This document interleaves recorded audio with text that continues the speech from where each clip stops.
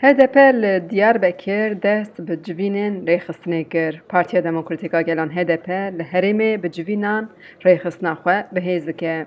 Parlamenter û endamên HDP li Diyarbekir di kombûnek de hatin bahev armanca kombûnê jî bihêzkirina rêxistina partiyê û amadekariya dema nû ye. Berpirsê rêxistinekirina partiyê Alîcan Önlü axaftina xêr hatine kir û meşa HDP a par ber bi Enqereyê ve ku pêk anîbûn bi bîr xist. Bu da neydi? Türkiye'nin demokratik Wî da zanîn bingeha van kampeynan bêedaletiya li Tirkiyeyê ji bo nexşereya dema nû jî ev kombûn li dar dikeve. Berpirsê ragandina HDP Tayyip Temel jî da zanîn ku ew bi van kombûnan xeta tekoşîna dema nû diyar dikin. Tê zanîn li Tirkiye gelê Kurd rastî polîtikayên dijwar yên piştpişaftin û tunekirinê tên.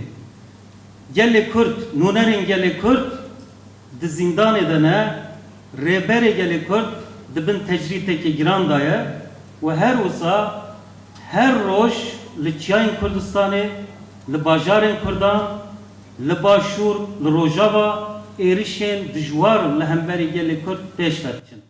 Birêz Temel da zanîn heta ku li Tirkiye Kurd azad nebin, demokrasî bi pêş nakeve. Her Tayyip Temel behsa serdana Erdogan a li Diyarbekirê jî kir û got ên ku rêberê wan Dewlet Bahçelî ne nikarin gotinek li ser Kurdan bikin.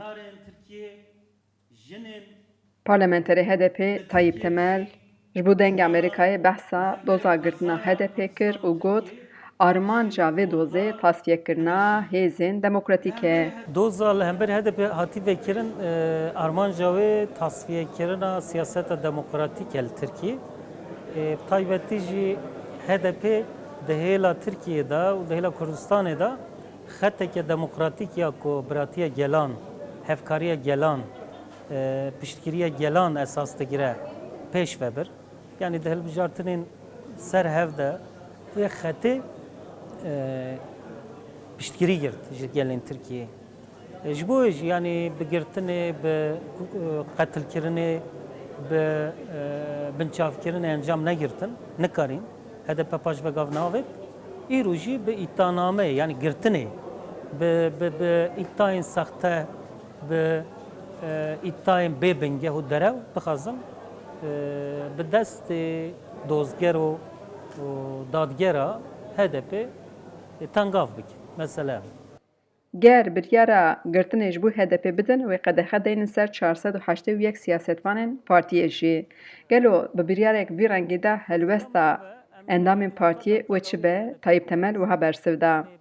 Politika me ev e em heta deqa dawî em ê HDP biparêzin. Em ê bi hêla hukukî de jî, di hêla civakî û berxwedanê de jî HDP biparêzin.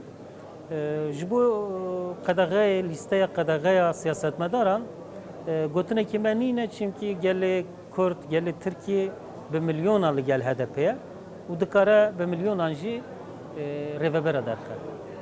Hêjayê gotinê ku kombûna ku wê sê rojan li Demir Otelê bidome endamên HDP û ser doza girtina partiyê helbesta partiyê di dema hilbijartinê de tecrîda ser rêberê PKK Abdullah Öcalan û çalakiya birçîbûnê a ji bo dawîkirina tecrîdê li girtîgehan jî nîqaş bikin. Xecî Canfarqîn, Deng Amerîka, Diyarbekir.